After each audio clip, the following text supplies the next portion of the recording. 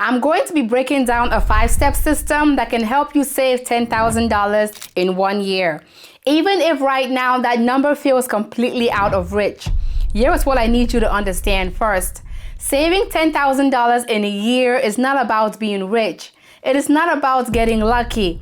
It is about having a plan that is tight enough to actually work. Most people hear $10,000 in 1 year and they immediately shut down. They think it's for people who make 6 figures, or people who don't have bills, or people who don't have kids. And when that is a story that they tell themselves, they never even try. But listen, I've seen single parents, warehouse workers, teachers, and delivery drivers hit this exact same goal in 12 months. Not because they had extra money just sitting around, but because they stopped leaving their finances up to chance and started following a system. And that is exactly what I'm going to walk you through today. And by the end of this video, you're gonna have the full 5-step plan plus access to tools that are gonna make the whole process so much easier for you. So grab your notebook and let's get right into it. But first, let's talk about what is really going on. The truth about where your money is actually going. Here is a number that should bother you. The average American spends over $1,500 every single month on things they cannot fully account for. That is not rent. That is not just car payments. That is money that just disappears. Subscriptions they forgot about. Takeout 3 or 4 times a week. Impulse purchases that felt small in the moment. And at the end of the month, they look at their bank account and think, I worked too hard to be this broke. And that feeling is real. But here is the truth. It is not that the money isn't there. It's that the money doesn't have a destination. When money doesn't have a destination, it finds one on its own. And it's usually not the one that is building your future. The people who save $10,000 in a year are not people who suddenly started making more money. They are people who finally told their money where to go before it actually had a time to disappear. Okay, so let's do the math together right now because I think this is actually going to shift something for you. $10,000 divided by 12 months equals $833 per month. Now, before you run away and say this is not for me, stay with me. That is $416 every 2 weeks. That is also $208 per week. That is $27.40 per day. That's less than $30 a day standing between you and a $10,000 savings goal. So, think about it this way.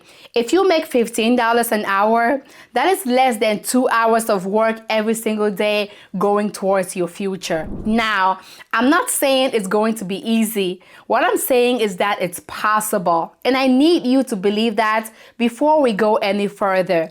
Because here is what happens when people save their first $1,000. Something shifts and their brain stops saying, I can't do this, and actually starts saying, wait, I am actually doing this. And that one belief is what carries you all the way to $10,000. So if you're with me and you're ready to do this, then drop a 10K in the comments right now because I'm about to show you how to do it step by step. Step 1 of the 5-step system is to lock in your number. Here is where most people go wrong. They say they want to save $10,000 and then they just hope something is left over at the end of every month. That is not a plan. The very first step is to lock in your monthly savings number and treat it like a bill that cannot be skipped. The moment your paycheck lands, if your goal is to save $10,000 in a year, then $833 needs to be transferred into a separate savings account before you pay anything else. Before groceries, before eating out, and before anything else. This is called paying yourself first. So let me tell you about Marcus really quick. He worked as a package handler making about $18 per hour. He locked in $400 every single paycheck into a high yield savings account. He didn't touch it.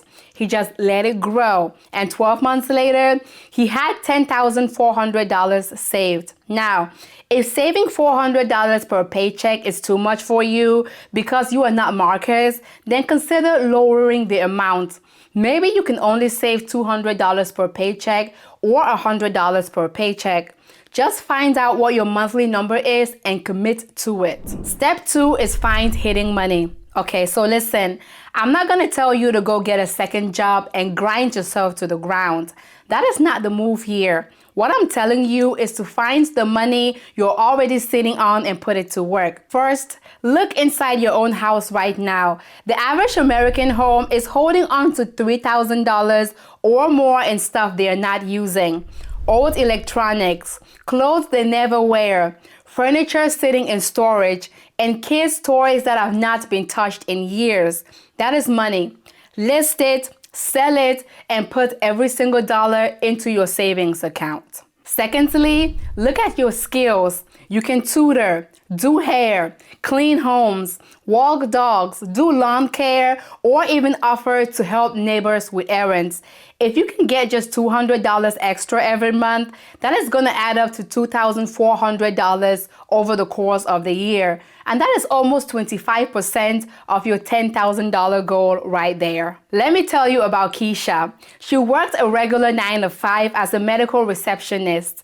And on the weekends, she braided hair out of her living room as well. She averaged an extra $250 a month. And by month number 12, her side hustle alone had added $3,000 to her savings goal. And she never felt like she was killing herself to do that either. And this is where my financial freedom budget template is going to come in. It helps you plug in all your income sources, including the extra ones, so you can see how fast you can actually hit your goal. Because seeing the numbers move in real time is going to give you the fuel you need to keep going. I'm going to drop the link to that in the description box below. Step 3 is to reduce major expenses. Here is what I need you to stop doing right now. Stop feeling guilty about your morning cup of coffee. Stop stressing about eating out with your friends. That is not what is keeping you from your $10,000 goal. The real expenses are the big ones like housing, transportation, and food. These 3 categories alone eat up between 50 to 70% of your income. So, if you can move the needle on one of these, the impact is going to be massive. If you're in a situation where you can move closer to work, get a roommate, refinance your car, or even switch to a cheaper phone plan, those big moves alone are going to do more for your savings than cutting any small habit ever will. Step 4 is automate everything. I'm going to be straight with you. Willpower alone is not going to get you to $10,000. Life is going to get stressful. Payday is going to come and something else is going to be more urgent than saving. That is exactly why automation is not optional. It is essential. And here is how it works. You set up an automatic transfer on the same day your paycheck hits your account. That money goes directly into a high-yield savings account, not your regular checking account, not even the same bank. This way, it's out of sight, out of mind. Now, here is why the high-yield savings part matters. A regular savings account is paying you around 0.01% interest. A high-yield savings account, on the other hand, is paying somewhere between 4 to 5%. That means your money is growing even when you are not touching it. Over 12 months, that adds up. So let me tell you about Priya. She set up her automatic transfer the day after she watched a video just like this one. She was able to set aside $700 a month, and that was automatically transferred into her high-yield savings account. She said that after the first 2 weeks, she completely forgot it was even happening. And then 6 months later, she checked her balance and had $4,200 sitting there. She said it felt like someone else was actually saving for her. So I encourage you to save and put that money into a high-yield savings account. That way you're saving and growing interest at the same time. Step 5 is the step that separates the people who actually hit $10,000 from the people who talk about hitting $10,000. And that is setting a real deadline. You have to give your goal a real deadline with a real date attached to it. Not someday, not soon, but a specific date on a calendar. Because here is what happens when you actually attach a date to a goal. Your brain stops treating it like a dream and starts treating it like a mission. Take Vanessa, for example. She decided she wanted $10,000 saved by her birthday, which was exactly 12 months away. She wrote the date on a sticky note along with the monthly amount she has to save of $833.33, and she put it on her bathroom mirror. She saw that every single morning, and every time she wanted to make a purchase that didn't align with her goal, she saw that number and paused. By month 11, she had $9,200 saved and pushed herself that last month to close the gap. She hit $10,200, which far exceeded her $10,000 goal. Her deadline made it real. And when something is real, you show up for it differently. So right now, before you do anything else, pick your date, write it down, and put it somewhere where you can see it every single day. And let that urgency push and motivate you to show up for yourself every single month. Remember this, deadlines create urgency.